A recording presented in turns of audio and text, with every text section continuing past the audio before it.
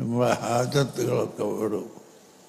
ഞാനിപ്പോൾ ഒരത്ഭുതമായിട്ട് നിങ്ങളോട് പറയുകയാണ്, ഈ കഴിഞ്ഞ കൊല്ലം ഇവിടെ നിന്ന് പാസ്സായിപ്പോയ ഒരു മുത്താലിം, മംഗലാപുരത്തിൻ്റെ അടുത്തുള്ള ഒരു മുത്താലിം, വളരെ പാവപ്പെട്ട മുത്താലിമാണ്. സാമ്പത്തികമായും പാവപ്പെട്ട ആളാണ്. കിതാബ് നല്ലോണം തിരിയും. ആളോട് സംസാരിക്കാനും കഴിവില്ല. ഒരു കഴിവുമില്ലാത്ത ഒരു പാവപ്പെട്ട സഖാഫിയ. ഇന്നലെ അയാൾ ബദീങ്ങളുടെ പേര് പറഞ്ഞ് കിടന്നുറങ്ങി.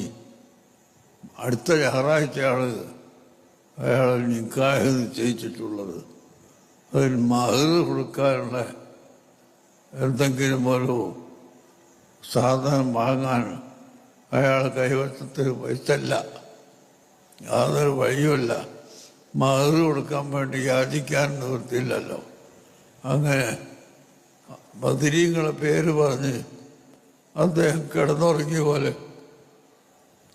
കിടന്നുറങ്ങിയപ്പോൾ ഉടനെ തന്നെ എന്നെയാണ് സ്വപ്നത്ത് കാണുന്നത്. കണ്ട് ഞാനവരോട് പറഞ്ഞു, നീ നാളെ അങ്ങോട്ട് മർക്കത്തിലേക്ക് വാ, ഞാൻ തരൂ എന്ന് പറഞ്ഞു അവൻ പറയുന്നത്. ഇവിടെ ഇന്ന് വന്നപ്പോൾ ഇവിടെ 2 അതിഥികളുണ്ട്. ആ അതിഥികൾ എന്നോട് സംസാരിച്ചുകൊണ്ടിരിക്കുകയാണ്. വല്ല പെൺകുട്ടികളെ കെട്ടിക്കാനുണ്ടെങ്കിൽ 30 വയസ്സ് കഴിഞ്ഞ വല്ല പെൺകുട്ടികളെ കെട്ടിക്കാനുണ്ടെങ്കിൽ ആരുണ്ടെങ്കിലും നിങ്ങൾ ഉടനെ ഞങ്ങൾക്ക് അക്കൗണ്ട് നമ്പർ തരണം, വിവരം അറിയിക്കണം.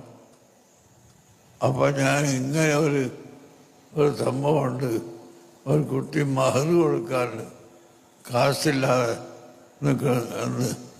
അപ്പോൾ അയാൾക്ക് വലിയ അത്ഭുതം, ഈ കഴിവുള്ളവർക്ക് അത് തിരിയില്ലല്ലോ, പാവങ്ങളെ കഷ്ടപ്പാട്. അല്ലാ, മഹർ കൊടുക്കാൻ കഴിവില്ലേ? എന്നാൽ അവൻ വിളിക്കുന്നവനെ ഉടനെ വിളിച്ച് 2 ലക്ഷം ഉറുപ്പിക അപ്പോൾ തന്നെ മഹർ വാങ്ങാൻ എഴുതി കൊടുത്ത് മധുരികളെ പേര് പറഞ്ഞ് ദ്വാരം കിടന്നുറങ്ങിയതാ. അപ്പോൾ ഞാനിങ്ങോട്ട് വരാൻ പറഞ്ഞതാവും പറയുന്നത് ഉറക്കത്ത്. നേരം വെളുത്ത് ഇവിടെ എത്തി. അപ്പോഴേക്ക് എന്നെ കാണുമ്പോഴേക്ക് ആ 2 ലക്ഷം കൊടുക്കാനുള്ള ആളെയും അല്ലാഹു തആല ഇവിടേക്ക് അയച്ച്. ഇങ്ങനെ ദുനിയാവിൻ്റെ കാര്യവും ആഖിറത്തിൻ്റെ കാര്യവും എല്ലാം അല്ലാഹു സുബ്ഹാനഹു വ തആല എളുപ്പമാക്കി തരും അസ്മാഉൽ ബദർ കൊണ്ട്. അതുകൊണ്ട് എല്ലാവരും അസ്മാഉൽ ബദർ ചൊല്ലിയാൽ അത് വളരെ ഉപകാരപ്രദമാകുമെന്ന് ഞാൻ നിങ്ങളെ ഓർമ്മപ്പെടുത്തുകയാണ്.